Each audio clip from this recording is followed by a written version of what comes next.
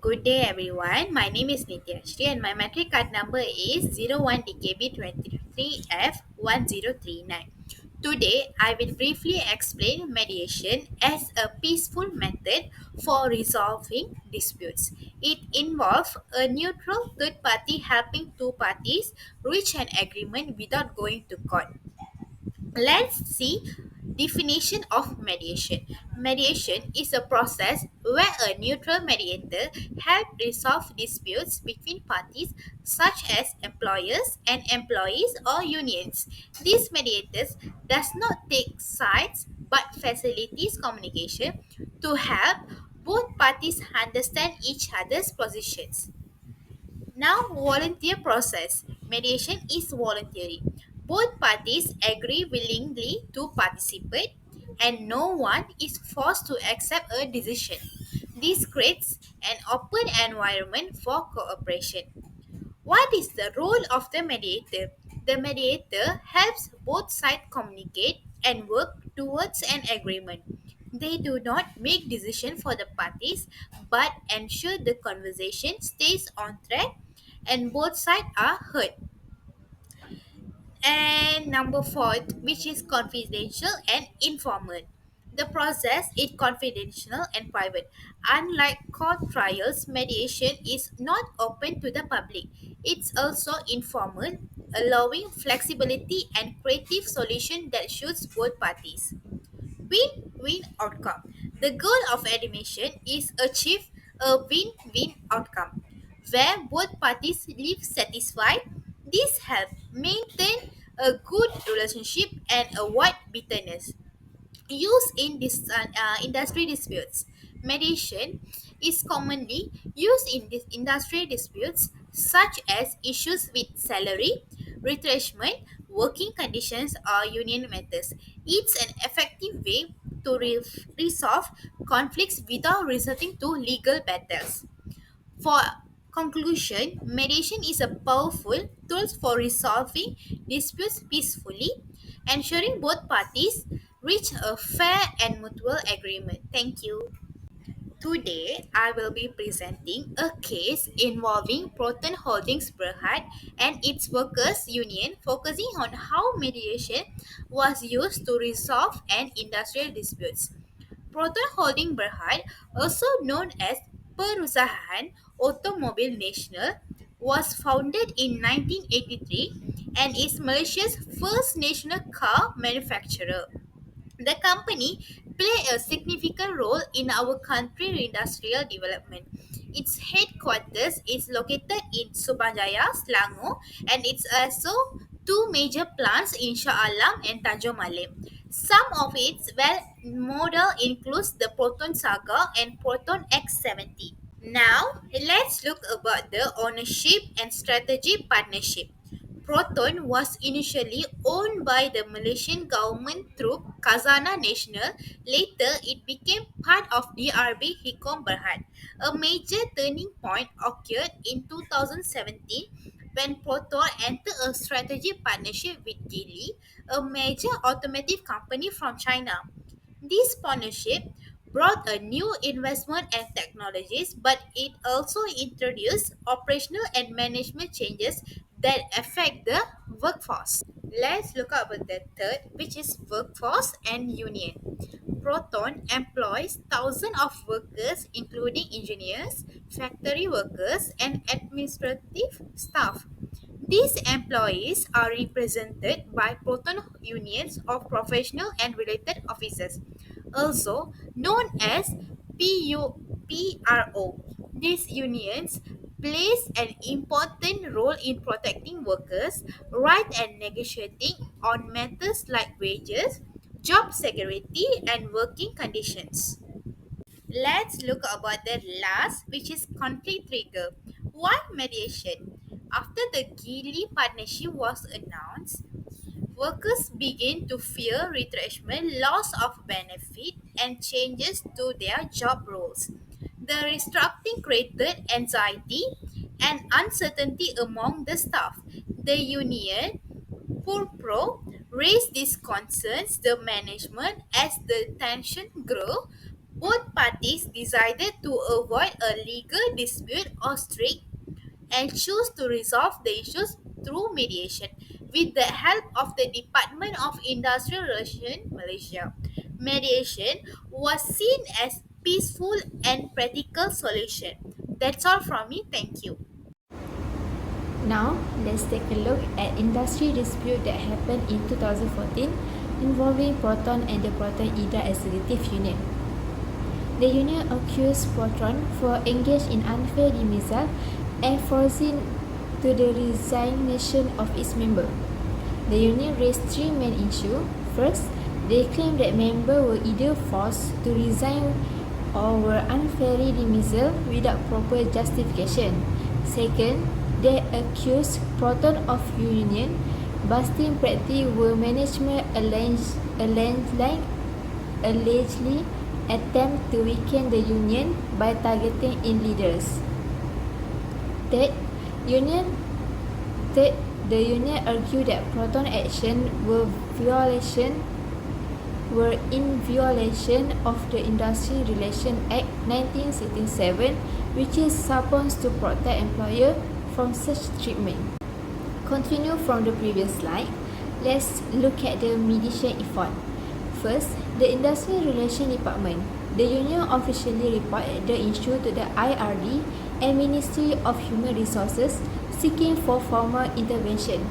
And in response, IRD initially mediation season in hope of resolving the dispute and professionally. However, the out of the mediation was not successful. The talk failed to address the core issue as Proton IDA continued to deny all allegations and eventually escalate to the industry court for legal adjudication. Assalamualaikum and good day everyone. My name is Henny Soraya and my metric number is 01DKB23F1012. Now, I will explain the process that took place in the Proton case. Let's go through each step of how the case was handled legally and professionally. First of all, the process starts with a complaint being filed. Several employees who were union members were either dismissed or forced to resign. They believe this was because of their active involvement in the Proton Employees Union (PEU). So, they report the issue to their union for help and representation. Next, the union took immediate action. PEU tried to resolve the issue by negotiating directly with Proton management. Their goals was to get the employees reinstated and protect union rights. However, the company refused to take responsibility, so no agreement was reached. After that, the union moved to formal procedures. They submit a dispute report to the Department of Industrial Relations, which is JPPM, under the Industrial Relations Act 1967, which is the proper legal step in Malaysia. Following the report, a conciliation meeting was arranged. This meeting was organized by JPPM and involved both parties. A government officer acted as mediator, tried to help them reach a settlement, but unfortunately it failed.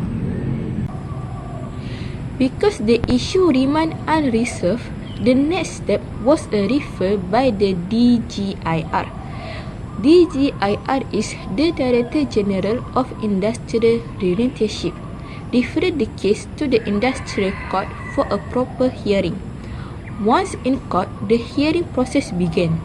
Both sides presented their argument and evidence. The union claimed the dismissal was due to union activity, which is illegal. Proton agreed it was due to performance issue and company restructuring. Finally, the Industrial Court delivered its judgment. After reviewing the fact, the court ruled in favor of the employees. The dismissal was found to be unfair and unlawful, confirming the company had violated the worker rights. Now, I'd like to explain the settlement outcome in the Proton case involving the unfair dismissal of union's member. After a true court process, several important decisions was made to ensure justice for the employees and better future practice by the company.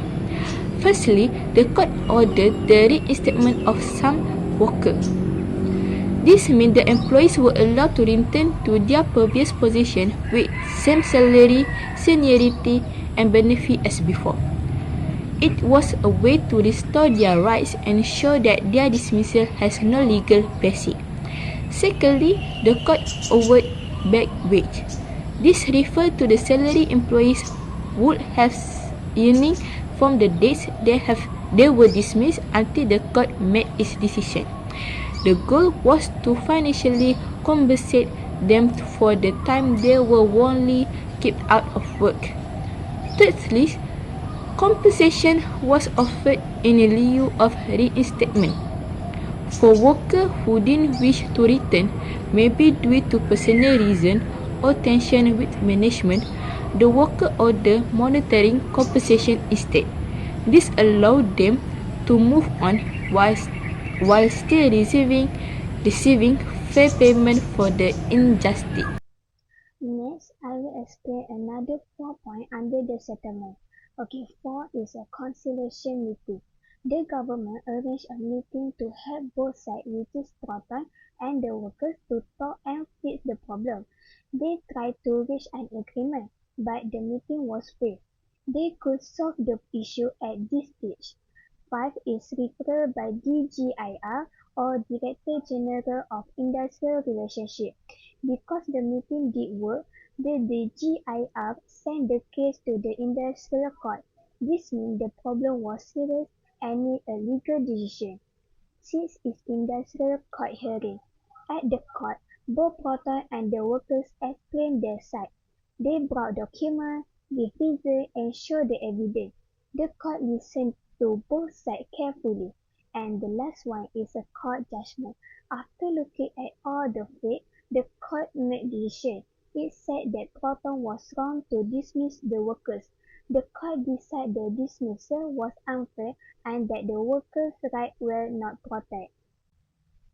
So the conclusion that we learn about the proton meditation case ni, first we learn that the meditation can help solve work problem, but it doesn't always work. In the proton case, it did help so much, and they made things hard. Second, this case can show how important labor law are. Company must be follow the rule and take the workers' complaints seriously. If they don't take the issues seriously, small issue can fall into a big issue. And third, when the meditation doesn't work, the law can step in. It can help to protect the workers and their rights. This is important for fair treatment at the work. And the fourth one is a good workplace need open talk, respect for union, and fairness. If workers or boss talk honestly and listen to each other, maybe the problem can be avoided. And the last one is other company can learn from what happened at Proton. Big change can like restructuring are hard, but if they respect their workers and follow the law, things can go better for everyone. So that's all from my group. Thank you.